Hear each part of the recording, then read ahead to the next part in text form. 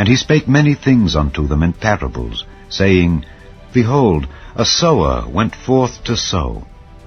And when he sowed, some seeds fell by the wayside, and the fowls came and devoured them up. Hear ye therefore the parable of the sower. When any one heareth the word of the kingdom, and understandeth it not, then cometh the wicked one, and catcheth away that which was sown in his heart. This is he which received seed by the wayside. Matthew 13. The sower whose seed fell on the wayside. Sharing videos is not the same as recommending. However, you should be careful not to share videos from channels that have strong influence like Mag Bitter Truth. Mag Bitter Truth is the bird that eats up the seeds that fell on the wayside, like many others. Little children, let no man deceive you. He that doeth righteousness is righteous, even as he is righteous. Having a form of godliness, but denying the power thereof. From such turn away. For of this sort are they which creep into houses, and lead captive silly women laden with sins, led away with divers lusts, ever learning, and never able to come to the knowledge of the truth.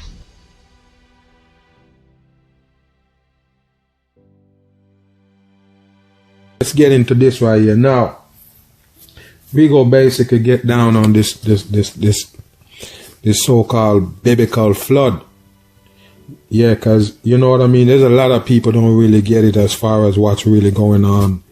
You know, we go break it down, let the story run, and we go break into it. To some, the idea of Noah's flood conjures up images from Sunday school Bible stories of a small boat overstuffed with cute animals that gently bobbed in an ocean for 40 days. Many simply call it a myth. Fewer and fewer these days believe the flood account from Genesis 6 to 9 is actual history. The Bible frames the flood as an actual historical event, one that involved a specific family of 8. Genesis. So that's why, you know why he say that, specific family of 8? He putting every fucking credibility of the Bible in this story right here. You understand? Basically, if you debunk this story right here, the Bible is no longer credible. You understand? Let's go back a little bit. Listen. The Bible frames the flood as an actual historical event, one that involved a specific family of 8. Genesis says the flood lasted for a full year, engulfed the entire world, and preserved animals. A full year, people. So, 40 days and 40 nights, the same amount of days that Jesus so-called prayed in the garden, is the same amount of time the rain fall. Now, if it's over a year, the water, remember this, people, because we go break it all the way down. Remember this. Same people that sell you this story right here, same people that want you to believe in this story right here, is the same people sell you the ball earth. I'm done. Animals, plants, and humanity from well-deserved judgment. The flood represents the most detailed account of any single event in the Bible. Okay, you see that? This story right here, it put the whole credibility of the Bible on the line. So if you can basically break this down with some knowledge and sense and debunk it, the old Bible is trash. That's what you need to know. This guy right here basically tell you, he not lying. His story in the Bible based on this flood, the whole Bible credibility on the line. The flood represents the most detailed account of any single event in the Bible. Both the Apostle Peter and Jesus even referred to the Genesis flood as a real historical. There you go. Even the so-called Jesus recognized it as a real historical event. You got it? Okay. The Apostle Peter and Jesus even referred to the Genesis flood as a real historical. Even them have the cross on them. That's why you know it's not just started with these people right here worshiping the cross, the so-called cross that this Jesus guy so-called die on. All fucking fake. Event. So it's safe to say that the credibility of the Bible, and even Jesus himself, hinges on whether the flood account actually happened as described in Genesis. So it's safe to say that the credibility of the Bible, and even Jesus himself, hinges on whether the flood account actually happened as described in Genesis. I told you, man.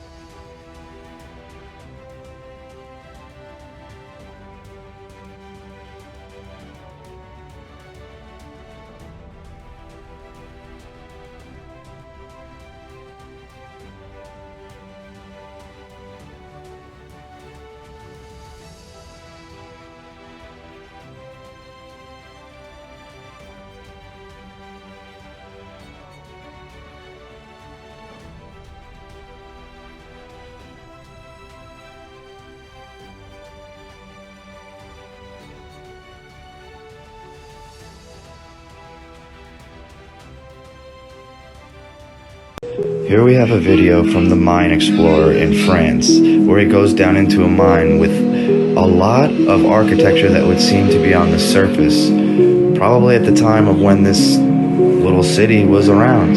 There's even a car from the early 1900s, and just endless tunnels with stonework. It's definitely an interesting thing to look at, and incredible to say the least. What do you think? Let me know in the comments and follow Question Antiquity for more.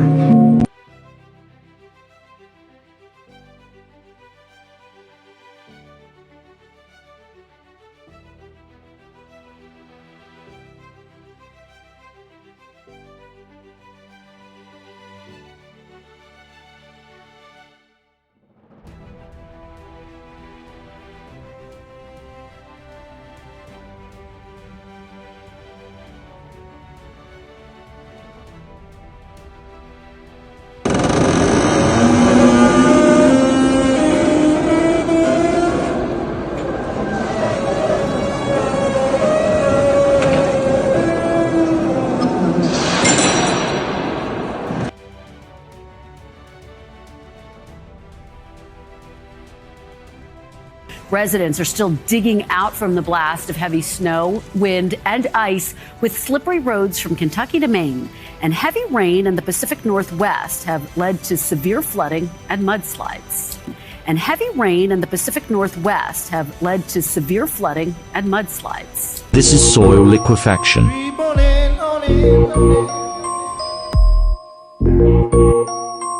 This is how the mud floods buried buildings worldwide meters below the ground.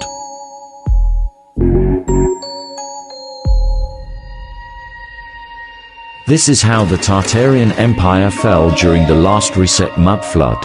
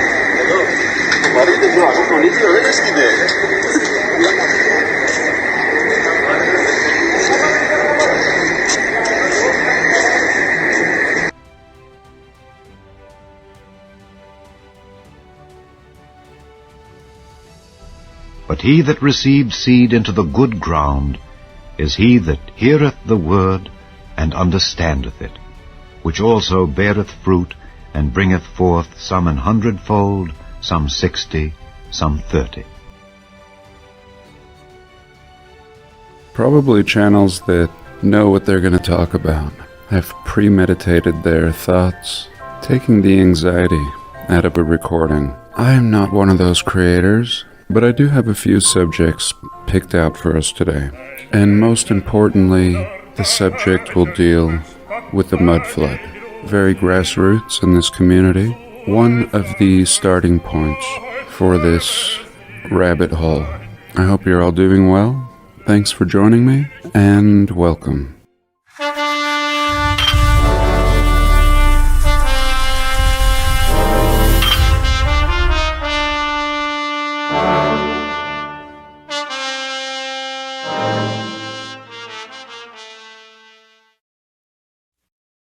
So here, since I'm here, let's discuss this photo. Recently, in a video, I had read an essay by Gary Shunung, the creator of the Old Earth Ruins series that we examined, and he had mentioned that these ruins found on Easter Island may have actually have been columns, supporting a larger structure, and what we see carved on the top may have just been done by a primitive people inheriting this region after a reset. And here I found such a picture, and what really caught my eye was this structure. While everybody is staring at the statue itself, more interesting is this perfect structure underneath, very square, that seems to have been unearthed. And just as Gary had suggested, I do believe this may be a supporting column for what may have been a massive structure. Perhaps this seeming mountain behind here was also part of it, with its supposed caves really having the same color, seeming to be made up of the same stone. And when you consider everything's buried, and the primitives would have had no such doing in what we see underground here, I think Gary makes an excellent point. These statues or carvings look like shit for the old world and what we typically look at. I've never been impressed with the statues at Easter Island, but let me know what you think. Again, these were the thoughts of Gary Shunung. And of course, we've been examining the mud flood for years now. When we first started down this rabbit hole, there was very little available. And if you would punch in mud flood in a search engine, you wouldn't find what you were looking for, at least in our community. And today I've just punched in mud flood in the search engine, and very exciting to see how much pops up that's completely relevant to our research. And what does one think when looking at these images, who hasn't been discussing it for years as we have? Perhaps nothing. Perhaps the mind doesn't allow one to venture too far. Here, for example, we can see one of my pictures that I took of the Salt Lake City Temple while being renovated. And it's nice to have the heavy equipment next to the building just to give you an idea of how massive this is. We're looking at 2 stories below ground level, and construction, we are told, beginning with horse and wagon in the 1850s. Here I believe this is in New York City or possibly New Jersey. And what in the hell happened here? Of course we've looked at this picture many times before, but have we really sat and discussed it? Really? In my opinion, no more pictures are necessary until this can be explained. Of course there were buildings on the other side here, and they've just demolished it, probably getting ready to put a parking lot in underground. And here is what excavation has revealed. And here, people don't even realize they're driving on old buildings. How old is this? And clearly older than the New America. The New America has no idea what lies under its feet. Always discovering new tunnels and passageways. It's a constant. Every city throughout the realm having an entire city underneath it.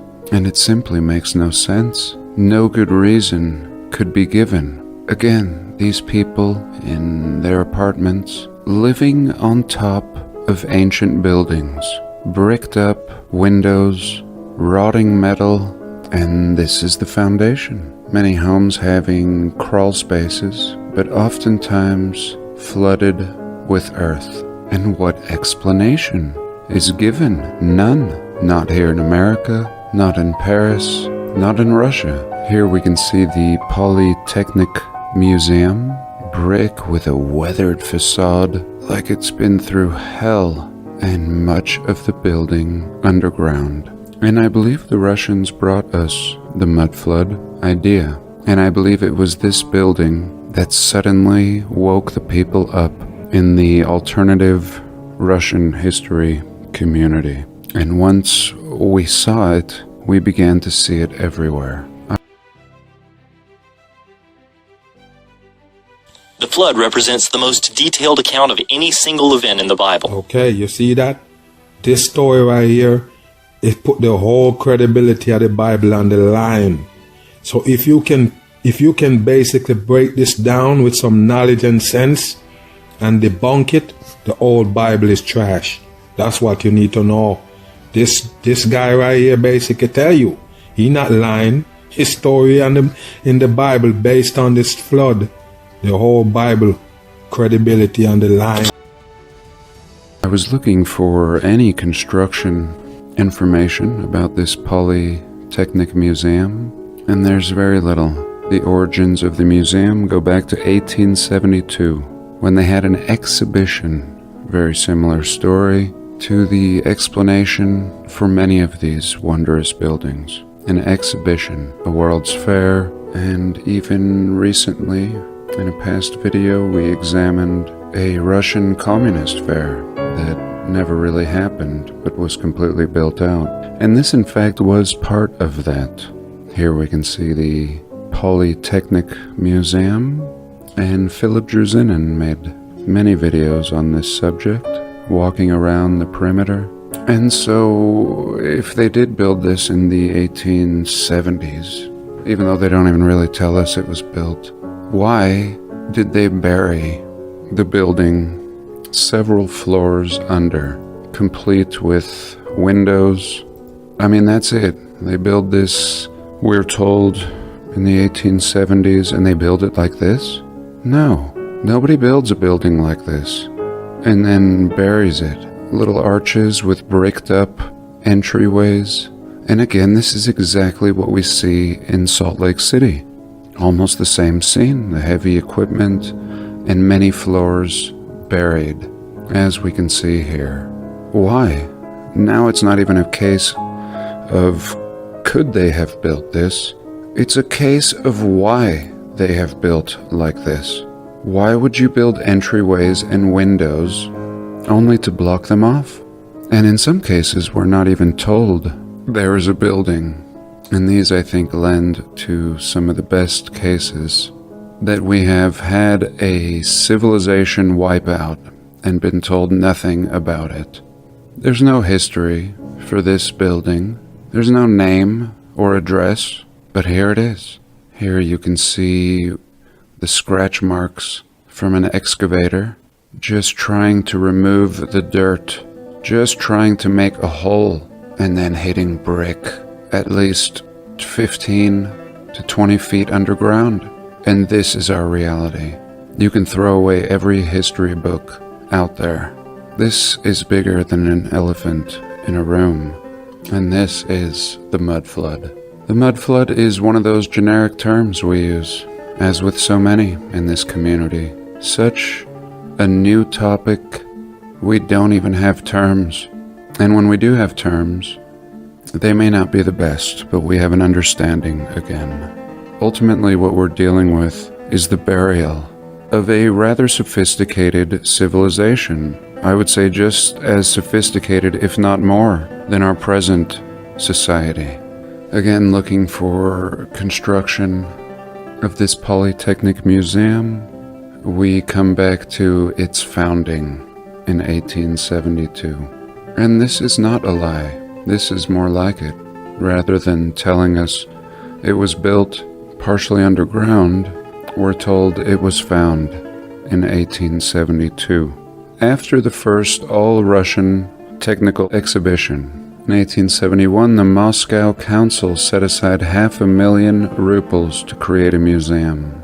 And here it is. Unbelievable. Again, to be told the building was constructed with windows below ground level is a slap in the face.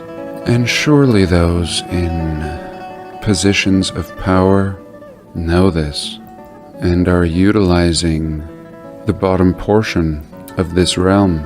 Again, such an advanced infrastructure left behind, and most of it below our feet. And I'm sure this is all that the power structures are really working on, just excavating and benefiting, as they always have, from the old world, and keeping us in the dark and making us think that we are the peak of progress and at the height of human achievement. And nothing could be further from the truth. And this is much more than just a mud flood. This is bigger than just a flood, especially when it's realm-wide. It's one thing to see one floor buried, but several floors like this? 30, 50 feet down. This is a much bigger event. And now I just thought we would go through some pictures. This looking like any place, anywhere. And even the blocking job, blocking up the window, is done so well. How long has it been since these windows were installed? How long has it been since this whole building was exposed? Same with these columns and the Sphinx. Now we're often told that these are some of the oldest ruins, but when we realize everything is buried just equally all throughout our world, then it makes us reevaluate the dates and how old could everything really be. And to present day, this is still the case. People doing renovations only to discover that the building goes down. Here we're looking at least 4 stories. And look at the job just to remove the dirt in this time period. It is clear that people with these means were not the builders of such buildings. Struggling to renovate. Here again, unearthing a city. In many cases, they wouldn't unearth the cities. They would just leave them buried with half windows. In other examples, they would just build viaducts, or essentially roads, running over the old roads. And they try to tell us this is the beginning. Everything looking like an absolute mess. And clearly this is older than our beginning. When our people unknowingly set out to construct an underground parking lot and discover ruins like this, in my opinion, this is when history and everything we have been told falls apart. Here again, same types of examples. The very building I'm sitting in had the top of a brick wall, just like this, running through the center of the floor, and we ended up putting a floor on top of that. This is a great example because they're doing exactly what we're talking about in a very early time period, and yet there's just these Greco-Roman column ruins just buried down here, along with other things. And like I started off with, it's very exciting that the internet is actually flooded with our research. The layman not probably realizing how to even begin to find it. But as time moves on and more is revealed, I think we'll begin to get a better grasp and understanding of everything that we're seeing. I guess what I mean is we've laid a foundation, and now people can make some kind of sense out of what they're seeing.